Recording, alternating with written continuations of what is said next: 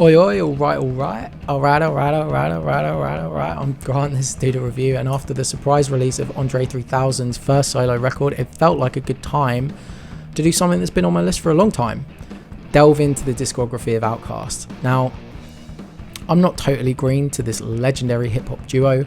I grew up with their hits. In fact, Miss Jackson is one of my most vivid memories of popular music growing up. I was like 8 when it came out. And at this point, I followed music in general and listened to hip-hop long enough to know, both through osmosis and through Big Boy and Andre's various features, that this is an act worthy of the reverence people put upon them. The fact remains though, I can't claim to have ever listened to an Outkast record front to back, and it was time to change that without a doubt with Stankonia, the duo's landmark fourth record. After impressing rap fans and critics over the course of their prior 3 records, from Southern Playalisticadelic Music in 94, 80 Aliens in 96 and Aquemini in 98, all while building moderate commercial success, 2000 Stankonia was the group's breakthrough into global stardom. The step change in the duo's trajectory was propelled by the double whammy of what would become classic singles that were able to catch the ear of the average mainstream radio listener on an album that offered no compromise on the vision, sound and execution that had built their core hip-hop fanbase. It's always easy to skirt over the singles because at this point, So Fresh, So Clean and Miss Jackson have reached that point that the biggest hits often do, where they become so large they almost evolve beyond the album or even the artist. You know, when a track gets to the point where like Elevator Music or Call Hold Music versions have been commissioned, it can feel hard to view them objectively for what they originally were, which was track 4 and track 5 on this album called Stankonia. Setting aside the pop culture associations and nostalgia I have for those tracks, I was struck by the sheer depth of the production on those songs. You could break apart every component on both tracks and write paragraphs on what make them so unique and so well constructed.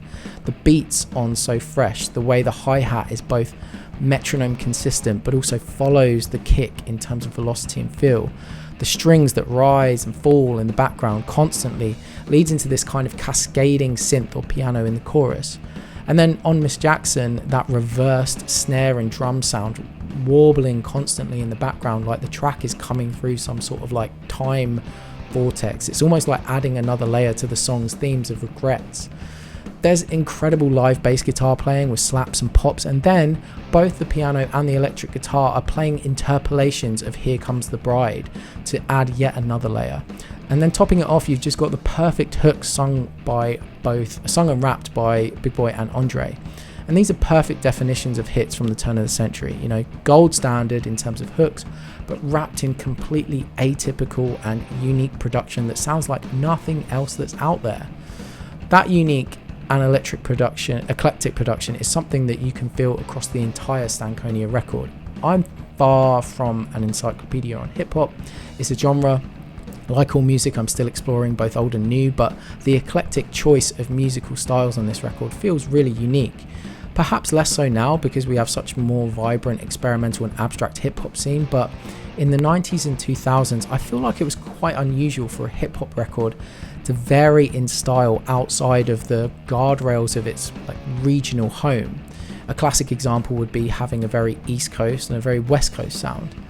Equally, if you were involved or identified with some sort of collective or scene like the whole J Dilla or Soulquarian thing from around the same time, your record would feel quite cohesive with that. But I'm yet to hear many records from that time period that are both that cohesive and jump all over the place in terms of genre and influence as Stankonia does. I'm sure there are artists that I'm not aware of that were pushing similar boundaries to Outkast, and I'm aware that they themselves were part of the Atlanta dungeon family scene, but this record literally touches on everything from Rage Against the Machine-esque rock with Gasoline Dreams to drum and bass with B.O.B., Prince and Rick James, electro-funk on I'll Call Before I Come and Toilet Tissue. You also get proto-trap on Gangster Shit, a crazy kaleidoscope of that Soulquarian sound with funky house and almost new jack swing on the Erykah Badu featuring Humble Mumble, and of course a massive dose of George Clinton's Parliament Funkadelic on the epic closer Stankonia. It's the incredible bars, energy and vocals of the leaders, Big Boy and Andre 3000, that bring all of these disparate sounds together to create one collective vision, and that's before I've really even had time to delve into all of the lyrics and references. You almost wouldn't want to mess with the unique alchemy they have going on the record, but if I was to critique, I would say something so obvious it'll probably elicit an eye roll or two, but it's a common feature in rap records of the time. But man, there are so many skits. Some of them are lyrical and amusing. Occasionally they tie into the following song and it feels worthy of keeping in, but for the most part it's just extra. If I was being super cutthroat, I think you could probably lose Slum Beautiful towards the end. Andre is, of course, charisma personified on the track, but musically it isn't doing too much that we haven't heard elsewhere on the record. And I'm sorry, but I've always found CeeLo Green to be fucking creepy. Overall though, this record is 100% worthy of its classic status. It's an unbelievable album and I'd give it a strong high 9 out of 10. Thanks for listening to me chat faff about this record. The price you got to pay is now. You got to tell me what you think. Did I get this right? What was your favourite track?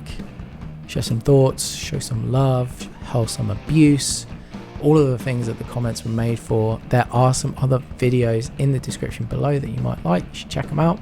And I'll see you in the next video. Cheers.